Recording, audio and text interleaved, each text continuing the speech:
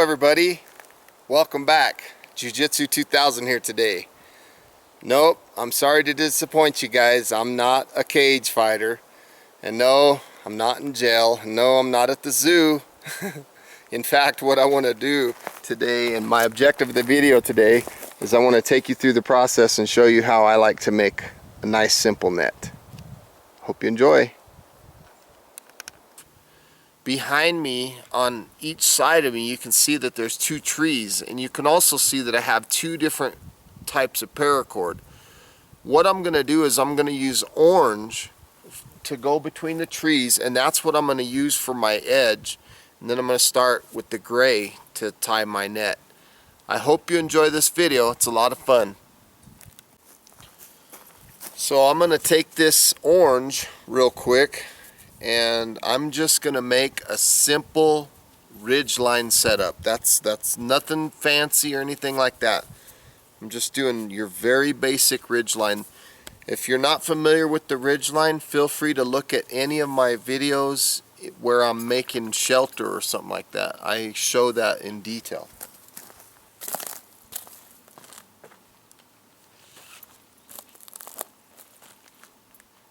The height of your ridge line needs to be about as high as your net's going to be. So, I mean, you want to be able to work right. You don't want to be reaching up trying to work or reaching down trying to work. So, I'd recommend going a little bit higher than your head.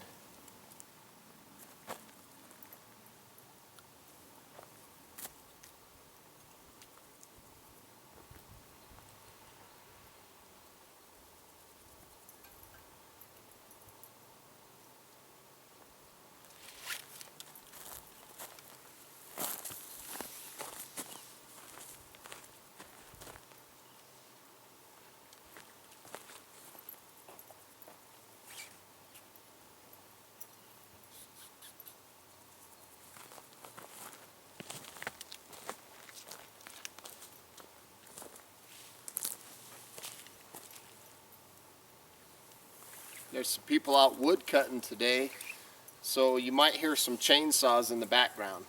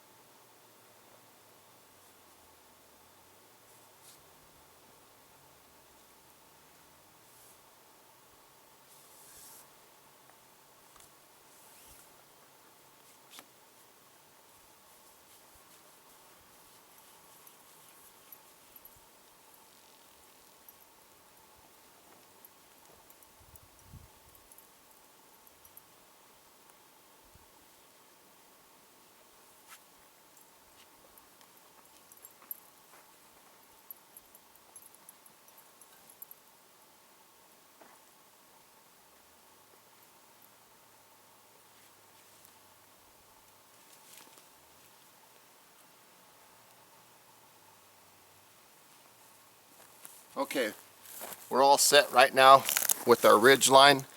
Now it's time to take this gray cordage.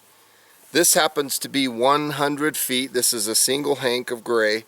I'm going to cut this in equal lengths. Okay, so however wide that you want your net to be, I recommend that you cut these excuse me, twice as long as the width that you actually want. Okay, I'm going to make these about as long as my height, maybe a little longer. Then I'm going to double it. Okay, so they need to be double in length. So if I want 4 feet of net, I need them at least 8 feet long.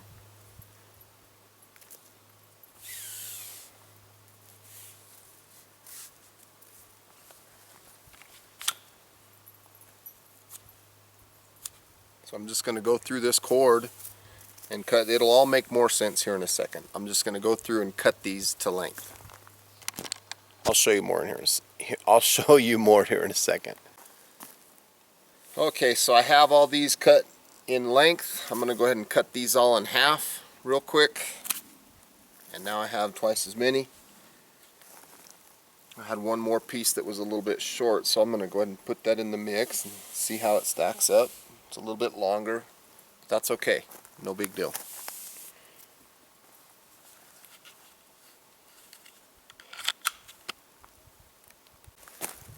Okay, now it's time to get started. Let me lower this just a little bit. Okay, I want to start with the side of the ridge line that I originally, like the first tree, okay, not the second tree. The reason I want to start with the first tree is because there's less cordage on this side than there is on that side. Remember, I had that bundle of cordage left over? I don't want to be cutting cordage off of that end. I want to cut it off of this end. I'm going to waste less cordage. Okay, so now what I want to do is I want to take these and I want to find the centers of them. You see that? I'm just going to kind of tarp them over around my head. I'm going to take them one at a time, making sure that I find the center. And for the very outside of my net, I'm going to create a clove hitch around this ridge line.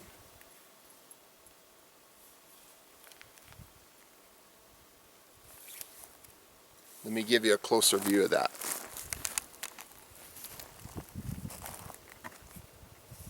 This is what I want. The reason I recommend a clove hitch on the first line is because it won't slip as much as the lark's foot or the lark's head does. So with that being said, the next lines to follow are all going to be lark's heads. Now when I take my cordage off around my neck, I want to make sure that I'm finding the center, okay? So I'm just going to come here, loop it around, pull the tails through. There's my lark's head. I'm going to continue to do that all the way across.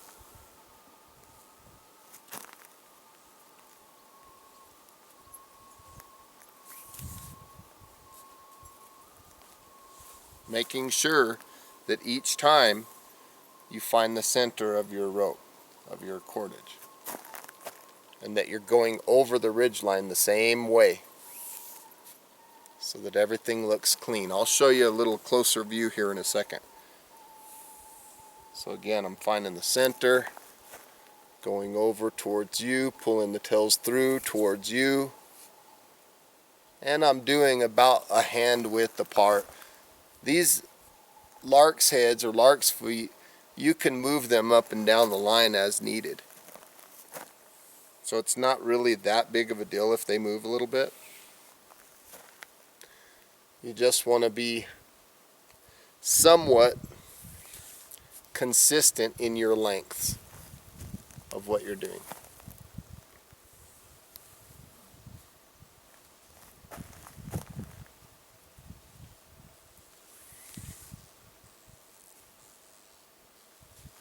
They don't have to be like super tight around the ridge line or anything like that.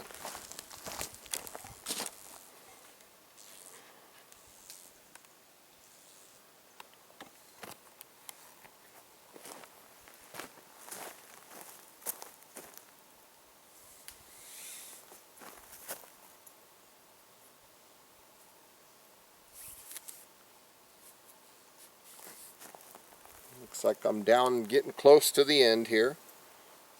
That's okay.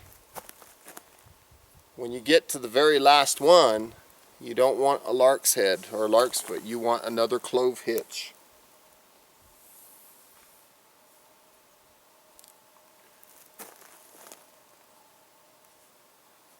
So that's the last lark's head or lark's foot that we're going to do. Now the very last one, let me readjust my camera here. This last one that I do is going to be, again, it's going to be not a lark's head, it's going to be a clove hitch. So it's going to come around like this, come around towards you, come behind, back towards you, around, oops, excuse me, around, and like so. Now when you pull these tight, again, make sure that the tails are all the same length. I can't stress this enough to have this clove hitch on the ends. From here I'm just going to check the bottoms of the lines, and I'm going to make sure that they're all the same length. So let me back up a little bit. I'm just checking, just very quickly, making sure that they're all somewhat uniform in length. They should be if I'd done everything correctly. Okay, let's get started on the actual weaving. I'm going to start with one side, okay, and I'm going to find the next one. And what I'm going to do is I'm going to bring these down, and I'm going to pull them back, and I'm going to make a simple overhand knot. I highly recommend that you don't get in a big hurry and that you dress all your knots and make sure that they're all clean if you have the time to do it. You see that? Now let's go to the next section and let's do the same thing, and we want the same distance from the ridge line to the knot. So we're just making a simple overhand knot, and as we're going, you know, like if I pull this down, you see this distance is longer. You want to correct that as you go. You want your distances to be uniform. And you also want the distance between your lark's heads to be somewhat uniform. Okay?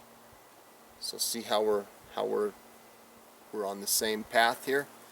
Now let's do this one. We're just going to go down the row until we finish the whole top row, getting these all the same length. And it's just a simple overhand knot. So I'm going to keep working on that, and I'll be back when I'm done.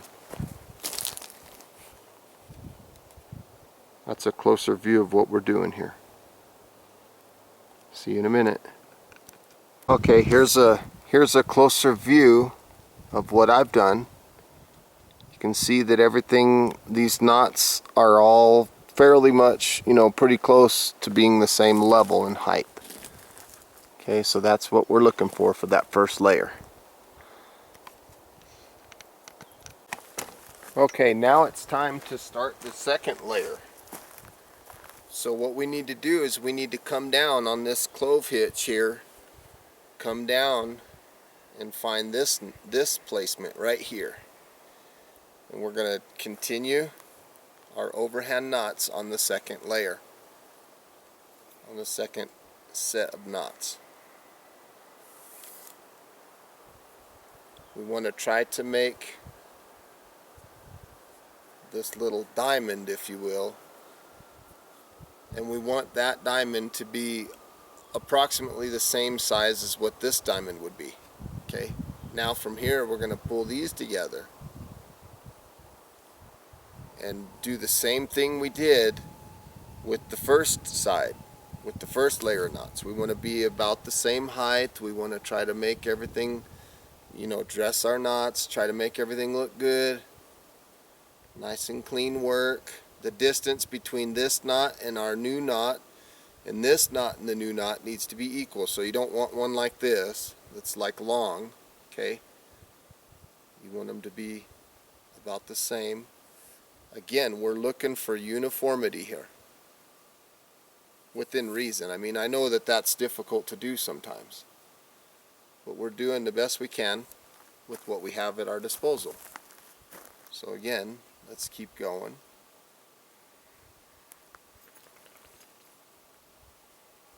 Just like so.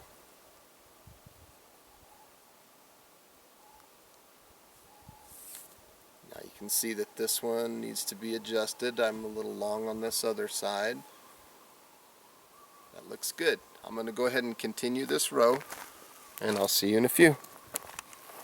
So again, here's a closer look at what we're doing.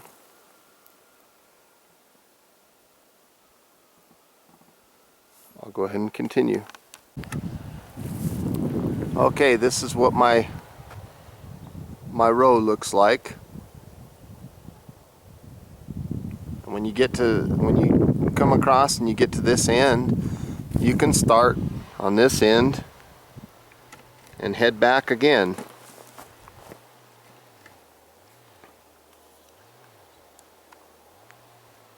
So now, because you don't have, I mean, on the side you have two cords coming down equally, I'll show you how you can deal with that.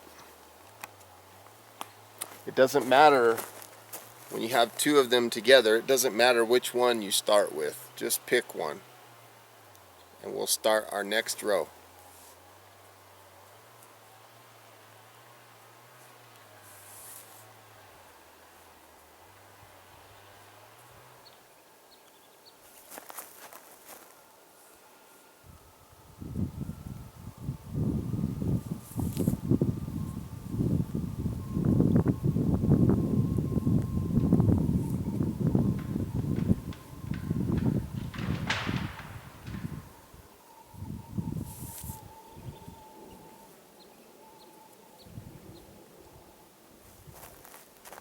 Again, we're trying to keep these knots at the same level.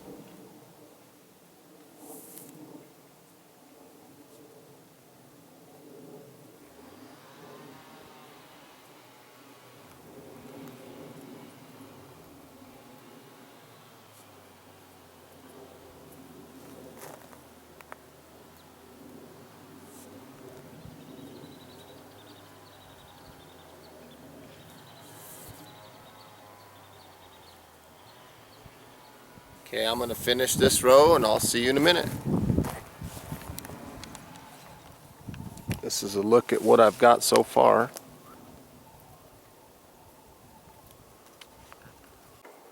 Okay, here's a view of that last row that I just did,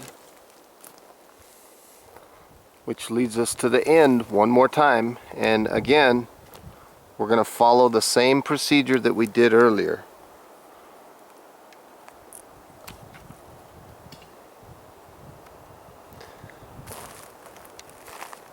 So since you only have one line coming on the end, you'll just use that line and find the next one, and we're just going to start another layer, another row of knots.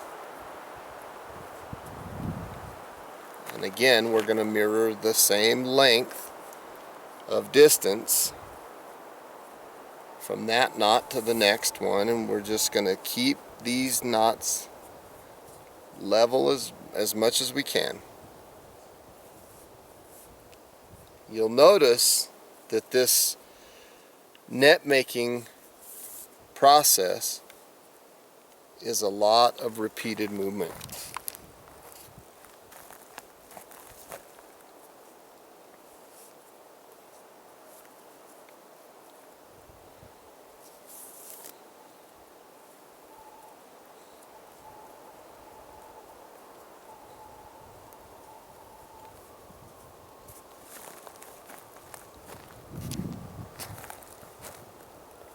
It's a little windy out right now, so my apology if you guys are getting any kind of wind noise. I can't tell if you are or not.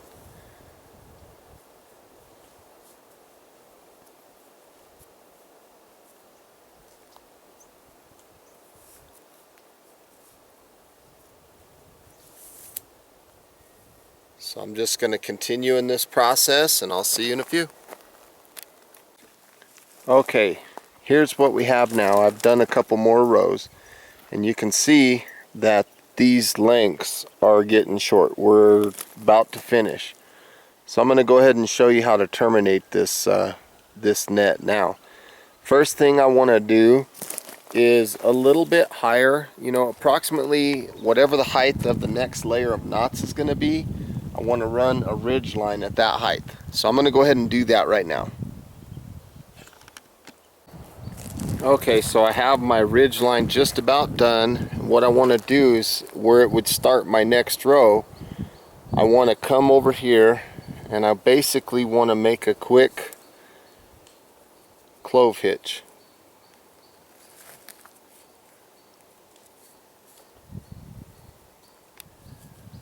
Okay, you see that?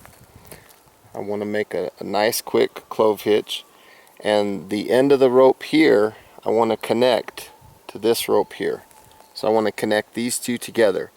Don't use a square knot here. If you can, I would recommend using a fisherman's knot. That's a very easy knot to do because all you have to do is tie 2 overhand knots. So you'll get 1 overhand knot like this, and then the hole in which the working end comes out of, you're going to take this other working end and go in that hole. Okay, once you get that, you'll tighten this one up a little bit, tighten this one up, and this line is going to make an overhand knot around the other one. Hope I'm not confusing you too much. Now you want to kind of make a slight adjustment. You want to tighten this thing a little bit. You want it to be just a little bit tighter than what you actually need. So I'm going to pull here, and then I'm going to lower my overhand knot down close to this other one, so that when I pull and I put tension on them, they bind together. That creates a nice fisherman's knot, and that's a good closure. Okay, so those strings are now terminated, so we can cut those. Don't worry about this slack right now. This is going to be okay. We can adjust that later.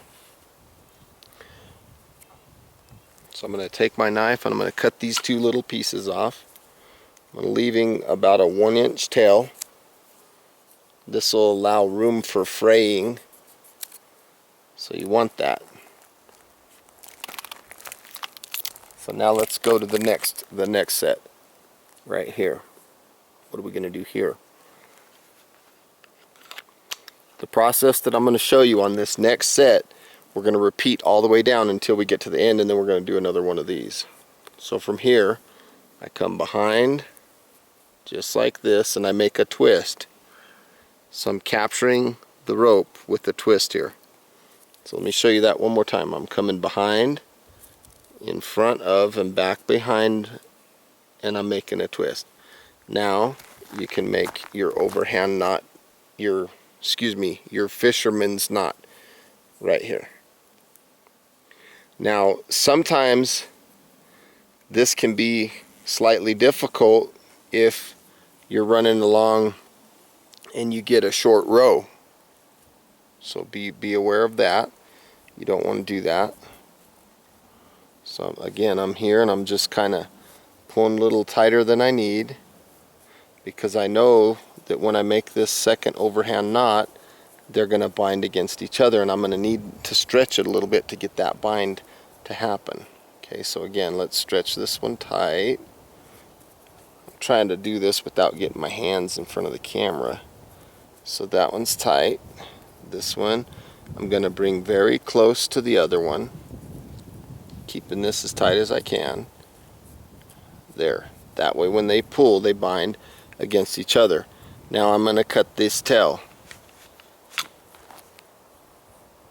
Again, you want approximately a 1-inch tail.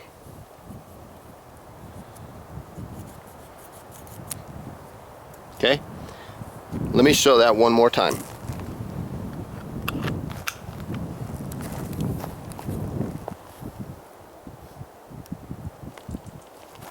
So I'm taking this line right here, I'm going behind the ridge line, behind itself, and I'm going to tie it here to these two. Hope you can see that. This is hard to explain in some ways. So I'm going to make my overhand knot here, the start of my fisherman's.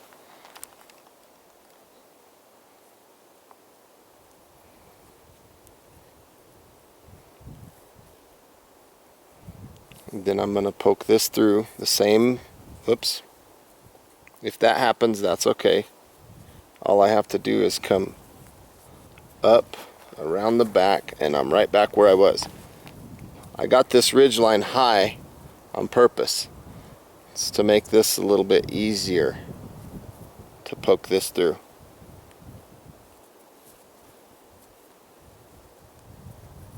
So I'm going to tighten the first one. Again, go tighter than I need. Make my overhand knot around this piece.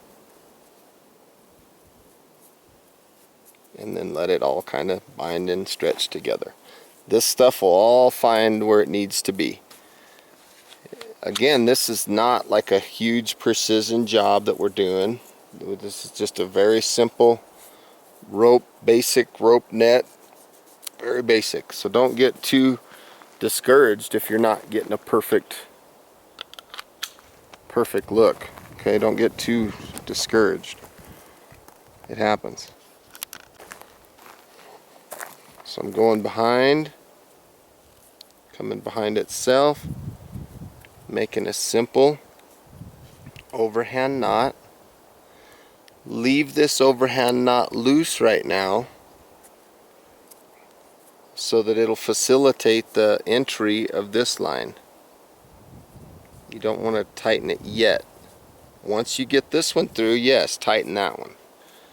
Okay, tighten that one up real good. Overhand knot around this one. Push it up towards each other and then let them fall together. Let them find themselves. This net has a way of kind of making itself. And I'm referring to the termination, the end of the net. Okay? It just has a way of connecting itself and finishing itself. I'm going to go ahead and finish this next few rows here, and then when I get to the end, I'll show you what to do there. Okay, let's go ahead and terminate this end. Okay, first thing I'm going to do is I'm going to come behind. I'm going to come in front of this line. I'm going to come behind. I'm going to go in front of the line, back behind. Oops, excuse me. Back in front, and then behind and out the hole. What I'm looking for is this knot again. This is the clove hitch. Okay, from here, I'm going to come right back to this piece, and I'm going to make my overhand knot right there. I'm going to shoot this one through. Again, I'm looking for a fisherman's knot here. Shooting everything through. Now that it's through, this one can get tight. Pull this one, stretch it out a little bit and figure out where I need it to be. And from here, just make another overhand knot around this one. We are just about set. Now I'm sure that you guys may see or may know other ways of terminating these things, and that's fine. I'm just sharing with you what I do and what works for me. This is a technique that I use and it works good for me. There's probably a million other ways to do it. I'm just sharing this one with you. There. We're all terminated. Now, I want to go back and I want to look at this row. And like this one, I want to kind of adjust them a little bit, kind of move them around. And what I'm hoping to do is to get them to kind of naturally find where they belong, where they need to go, this whole net.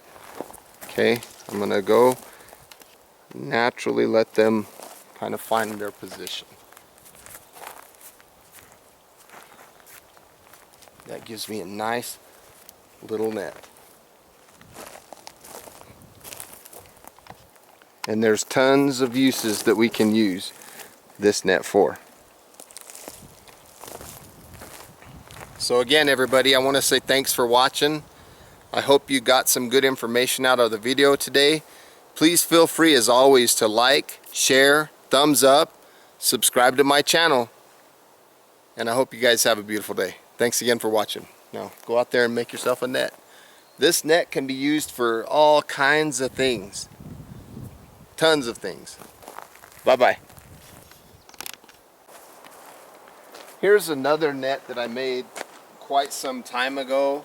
I made it real long, and it's not too terribly wide, but I made it and it works really good as a hammock. I have to put it real high because I have the distance between the trees kind of far.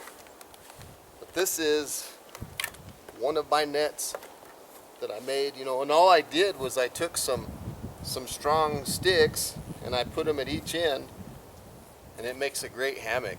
Sometimes when I'm out here in the woods, I'll sit here for hours and I'll fall asleep. Very comfortable. And it's with that same technique that I shared with you in the video today. Let's go take a closer look at this thing.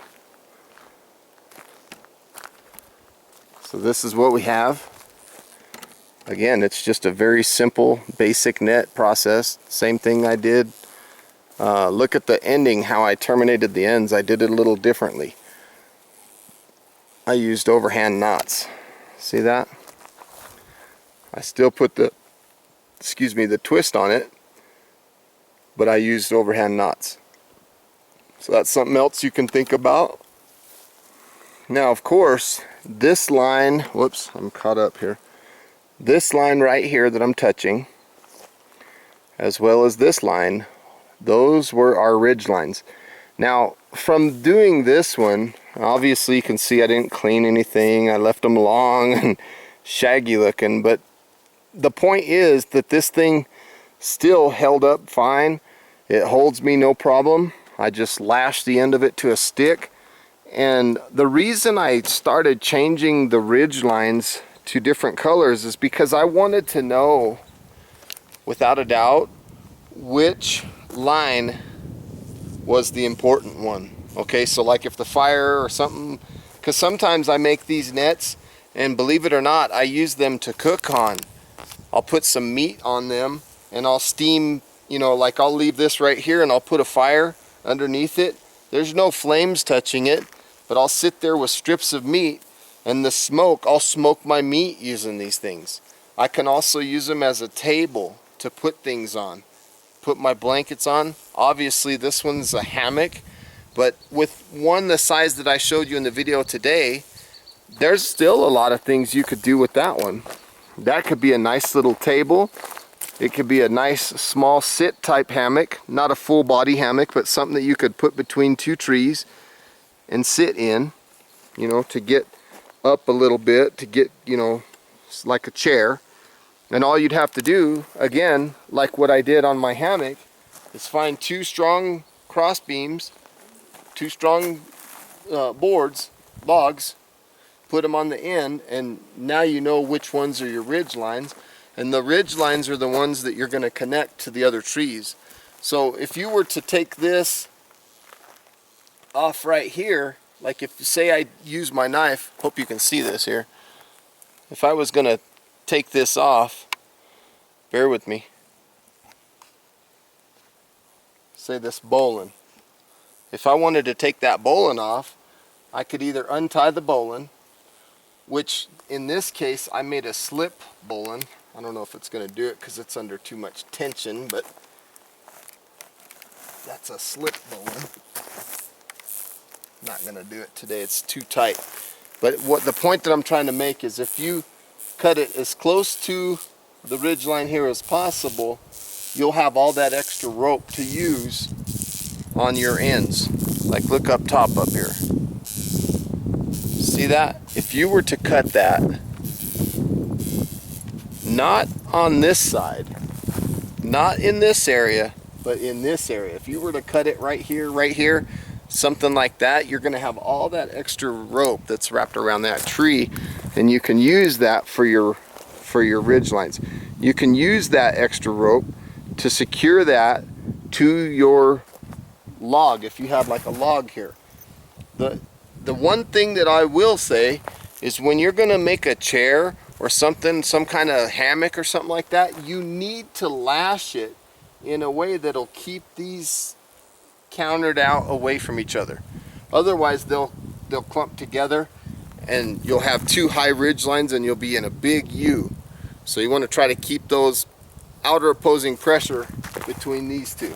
So when I lash it, let me go look over here at my hammock real quick. When I did my lashing on my hammock, I lashed it real solid right here. And that was to keep this thing separate, to keep this thing with outer opposing forces. You can see where I took my rope. I'm trying to get this camera set. You can see where I took my rope and I wound it all the way around this. Plus I went real heavy on the bottoms. That's something to keep in mind if you're going to be using it for a chair or a hammock.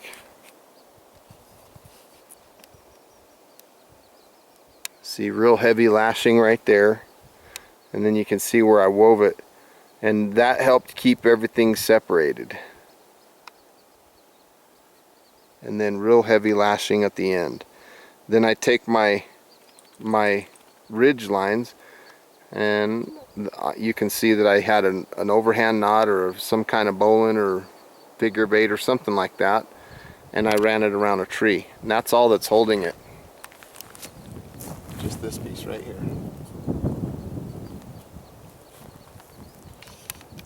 It's always a good outing to come out and do things like this. You know, I had a lot of fun today. The dogs had a lot of fun.